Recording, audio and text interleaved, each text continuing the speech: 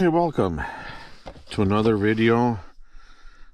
Today we're putting the brake controller in my 2016 Infiniti QX80. I'm not sponsored by this. I just bought it on Amazon, and what I need to do is go underneath there, cut the tape off. It's plug and play. This other end on the vehicle is white. I just got to cut the tape off, plug this in, mount this, and I should be good to go, having a brake controller on my vehicle. So I don't know how good things are going to be. I'm trying to look with a mirror. They say it's supposed to be easy. Let you rest on the, I don't know if you can see that. Sorry if I'm not. So it's not the best conditions to work under, but we'll get this done. So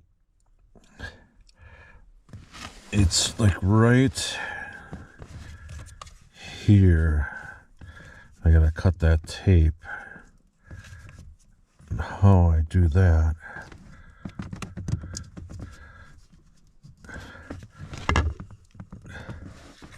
So bear with me. Maybe what I'll do is turn you guys off, and then we'll bring you back on when I get it hooked up. Okay, I don't know if you can see, but I did cut the tape away. Now I just need to plug that other end in and mount the brake controller, and we should be all good. So let me get doing that right now. I'll turn you off.